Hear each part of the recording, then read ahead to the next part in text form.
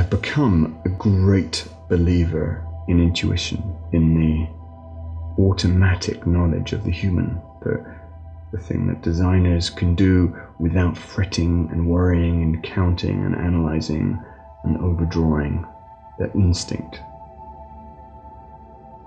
We're called Atmos, which is really a recognition of all of that incredibly important, vibrant, energized, radiomagnetic stuff that surrounds us, that charged spectrum full of information, increasingly our lifeblood, really. So it's a recognition of the information age, but also that sort of endless pursuit that architecture has always had towards the ethereal. We design to rouse the best of emotions and to give pleasure. Pleasure is crucial.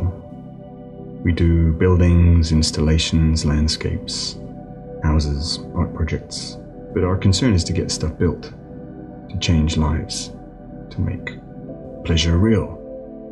Life doesn't exist without pleasure. We are simply on dialysis if we don't concern ourselves with the highest forms of pleasure, which is actually a highly evolved way of being.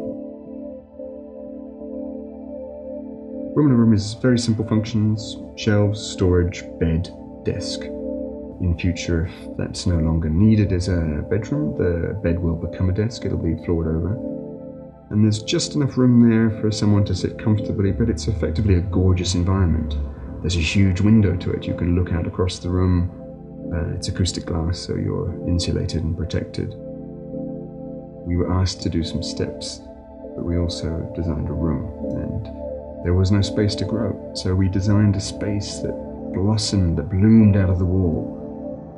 The plaster just swells, so it's a kind of light bulge. People have walked into that room and not known that it was there, that extra room. It's flat pack, routed technology, so the machine enabling us to achieve incredible complexity with minimum effort. Pieces that snap together, can be put together very quickly, all the fixings hidden cunningly in the shelves. And this room is really just intended as a sort of a great replacement for the sort of otherwise absence of space that you would have when you get in there. It's tiny. It's a very minute ship-like space. So we designed it like a jewel, where every square inch is precious and enjoyed. We've allowed that line to always flow down to the ground. So we let the path of all of those weights, there's a series of ribs that hold the whole room up. We couldn't build into the existing ceiling or the wall, so we had to build our own structure, and that structure then multifunctions and becomes shelving, support, hideaway spaces, cupboards, and we let it swell where it needs to. It creates extra storage space or diminishes in order to let passage back down. I run a supper club called Latitudinal Cuisine, which is a crowd-sourced get-together, a meet-up, where everyone brings a dish. The structuring element of this club is that we all explore the world over the course of the year. So in 360 days, we've eaten 360 degrees of world food. So this led to the design of Worldscape. We were aware that the Olympics was coming up and the world was coming to London.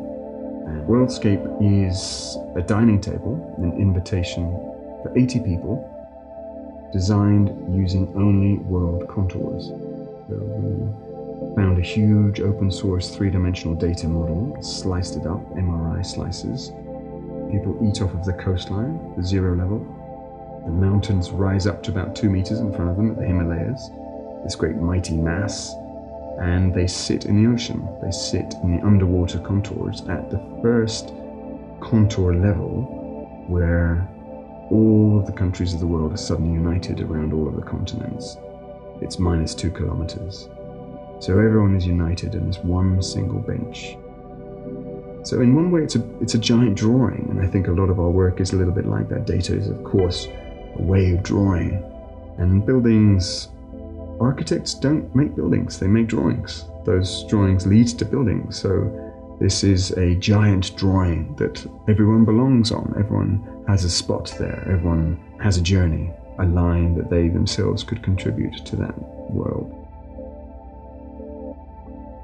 We were showing that at Earl's Court and thought, well, let's just launch a micro furniture range.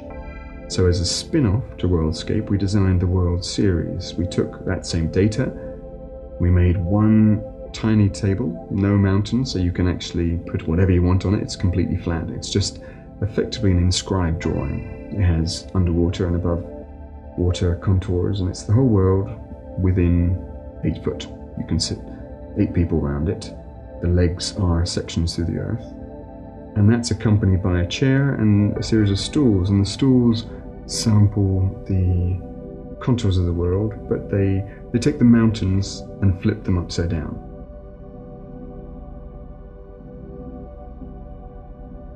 We've designed a range of houses. Each one of them always has its own rules and logic. Everything is, it may appear willful, deeply rigorous, always based on a sort of systematic, procedural way of solving problems, whether that problem is shelter, structure, or even helping someone ascend with grace up a stair, which is a problem. How to make life elegant. One of the clients is just the most extraordinary gardener. It's her pride and joy. She has many talents, and that garden is one of them. And so it's a tribute to her garden. And we've allowed the form, the essence, the vegetation of that garden to invade the house, and for the house to exchange with the garden, to flow back out. It's very vegetal, very fluid. There's an exchange and a blurring of that boundary. The ground inside is an outside ground. It's concrete. You are outside when you're in. The doors can slide away, so you have a sense of evanescing into nature a little bit, and her creation outside pours in. And there are little details like lines, the filament of a leaf effectively encircling that house, then trailing like a skirting board before it explodes into the stair, a little bit like a genie let out of its lamp. These little entrails, these creepers, these sort of strawberry field kind of curling as simple continuous lines that wrap around you as you ascend, this sort of moment of activity, this kind of most intense ergonomic part of the whole house. These entrails wrapping around you is a single loop, and then they fall back down and collapse back into the skirting board. And all of that achieved with very simple CNC routing technology, flat pieces effectively jigsaw cut, assembled together, complex three-dimensional shapes formed from simple two-dimensional ones. We were approached by the City of London Festival to design a tree. This year they were celebrating trees. Our design for the tree was about trying to genetically splice the best of various trees, apples, cherries, oaks, but make it ergonomic, make it an artifact that a human belonged in. We have a spiraling series of branches that a lot of people don't notice are actually steps, and that enables you not to climb the tree, as typically happens, like a ladder, but to really walk up it. You can stand completely upright and just glide delicately up it. And there are all kinds of spaces secreted throughout it where you can sit. The top of the trunk is a crown, you can sort of throne. There are branches that cup you, that encourage cuddling or huddling or exploration, really. You can climb up it if you want to around the back, or you can glide up it.